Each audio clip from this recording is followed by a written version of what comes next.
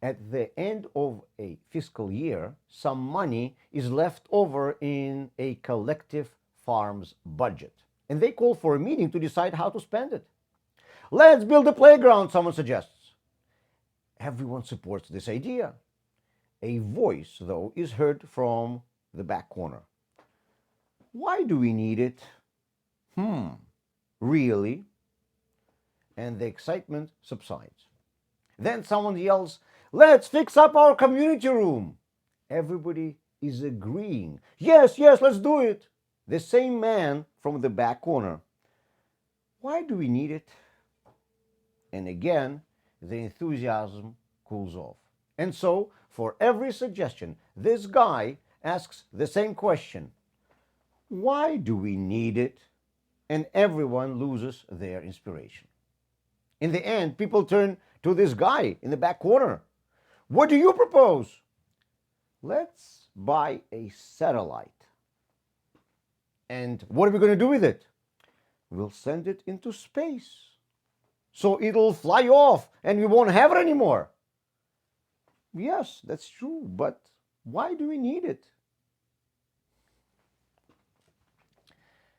The science is supposed to answer questions, and it has successfully answered so many of them. It explained how the Earth is evolving, from where do meteorites come, to where do clouds go.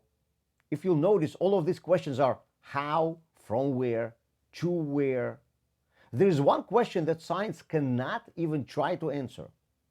For what reason? What is the purpose? Ask an astronomer, what is the purpose of meteorites flying? He'll look at you funny. They are not flying for any purpose. They're just flying. From a scientific point, this question is a non-starter. But at the same time, what is the most basic need of every human?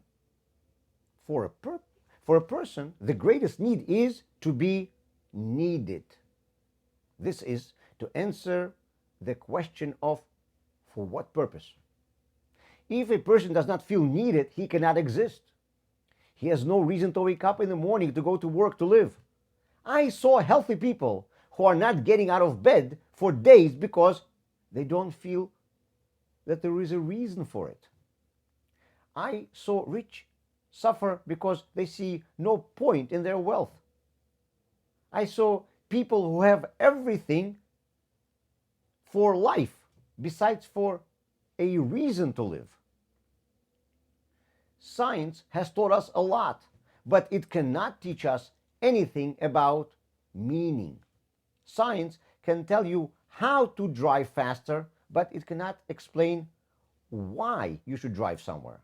Science can tell you how to make money, but it cannot tell you why you should earn it. Science can tell you how to live longer, but it cannot tell you why to live. Over the past centuries, we have learned to create faster methods of transportation, but since we focus more and more on the scientific approach to things, we lost sight of why we are rushing. So we just rush without knowing where. We make more money than ever before, but we forgot why we need wealth, and money has become an end in itself. We live longer, but we forgot what to live for. And really, why is always the first question that needs to be answered. For sure, before the question of how. If you don't have a why, then a how is irrelevant. On the other hand, Nietzsche wrote, if a person has a why, then he can bear almost any how. Science can give us a lot except for what is the most important in life. We need science, but science alone is not enough.